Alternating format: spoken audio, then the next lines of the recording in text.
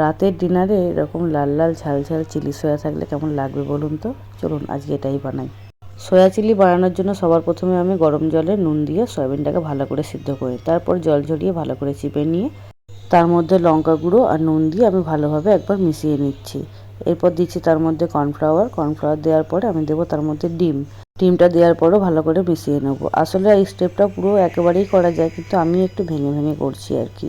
এটা আমার কাজের সুবিধার লাগে, আর যারা নতুন, যারা রান্না একদমই পায় না, তাদেরও সুবিধা হয়, তাই জন্য দিয়ে একবার মিশিয়ে নিচ্ছি। এরপরে এটা মেশানো হয়ে গেলে এর মধ্যে আরও কিছু মশলা দিয়ে আর একবার মিশিয়ে নেব আমি। ওগুলো দিয়ে মেশানো হয়ে গেছে। এরপর দিচ্ছি একটু আদা বাটা, আর এর মধ্যে আরেকটু দেবো হচ্ছে রসুন বাটা আদা বাটাটা একসাথে দিয়ে দেওয়া যেত, আমি আলাদা আলাদা করে দিচ্ছি।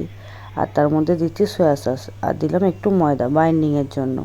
এই সমস্ত কিছু দিয়ে একবার লাস্ট ম্যারিনেটটা একবার করে নেবো। সব কিছু ম্যারিনেট হয়ে গেলে এটাকে আমি 10 থেকে 15 মিনিটের জন্য ম্যারিনেট হওয়ার জন্য রেখে দেবো। এরপরে দিয়েছি কড়াই তেল গরম হতে। তেলটা গরম হয়ে যেতে তার মধ্যে সয়াবিনগুলো নিয়ে ছেড়ে দিচ্ছি। তেলটা একদম হাই ফ্লেমে গরম করে একদম হাই হিট হয়ে থাকলে তখনই সয়াবিনগুলো দেবেন, তাহলে দেখবেন অত তেল টানছে না। আর লো হিট থাকলেই কিন্তু অনেকটা তেল টেনে নেবে সয়াবিন। মোটামুটি 5 থেকে 7 মিনিট একটু উল্টে পাল্টে নিয়ে ভাজলেই কিন্তু দেখবেন সুন্দরভাবে এটা ভাজা হয়ে গেছে। আমার মোটামুটি ভাজা কমপ্লিট হয়ে গেছে একটা ব্যাচ। এইবারে আমি তুলে নিচ্ছি। এবার বাদবাকি ব্যাচগুলো আমি সুন্দরভাবে ভেজে নেব। দেখলেন অনেকটাই তেল আছে, আর এখানে হয়ে গেছে আমার সয়াবিন ভাজা। চিকেন থাকলে কিন্তু এতটা থাকতো না, তবে সয়াবিন আমি মোটামুটি টপ করে খেয়ে যাচ্ছি। এবার আসুন রান্নাতে। আবার পেঁয়াজ আর ক্যাপসিকাম আমি সুন্দর করে বড় বড় করে কেটে নিয়েছি। এবার দিয়ে দিলাম তেলের মধ্যে। অতটা তেলের মধ্যে দিইনি, কিন্তু আমি অল্প করে তেল নিয়েছি, তার মধ্যে দিয়েছি। এবার দিচ্ছি একটু নুনটা দিয়ে এবার আমি ঢাকা দিয়ে রেখে দেবো, এটা একটু নরম হয়ে যাওয়ার জন্য। নরম হয়ে গেছে। এর মধ্যে আমি এবার দেবো রসুন বাটা। আসলে রসুন কুচি দিলে হতো, সেটা কিন্তু স্টার্টিংয়ে তেলের মধ্যে দিতে হতো। রসুন বাটা দিলেও অসুবিধা হয় না। এরপর এর মধ্যে দিচ্ছি 3 রকমের sauce, tomato sauce, green sauce আর সয়া সস। তিনটেকে আমি ভালোভাবে মিশিয়ে নিয়েছিলাম, নিয়ে এর মধ্যে দিয়ে দিলাম।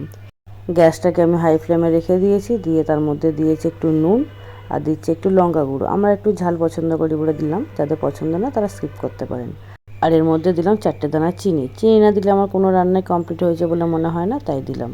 এরপর ওর মধ্যে দিয়ে দিচ্ছি ভেজে রাখা সয়াবিনগুলো। দেখলেন 1 গামলা সয়াবিন দেখালাম, কিন্তু অলরেডি অনেকটা কমে গেছে। আমার ছেলেও খাওয়া শুরু করে দিয়েছে, আর আমিও টপাটপ খেতে শুরু করে দিয়েছিলাম। হয়ে গেছে আমাদের রান্না মোটামুটি, কিন্তু আমরা তো রুটি দিয়ে খাবো, তাই একটু মাখা মাখা করবো বলে অল্প একটু কর্নফ্লাওয়ার দিয়ে জল দিয়ে দিলাম। আর আরেকটু জল দেবো, দেখলাম কম হচ্ছে, জল দিয়ে দিয়েছি। এবার চলে এসেছি খাবার পাতে। আমি বসেছি খেতে, আর ওদিকে হাতটা দেখছেন, ওটা আমার ছেলের হাত। ও দেখছি টপাটপ খাচ্ছে, ওর বেশ ভালো লেগেছে। আবার কি বলছেন জানেন, মাংস খাবে, মাংস খাও।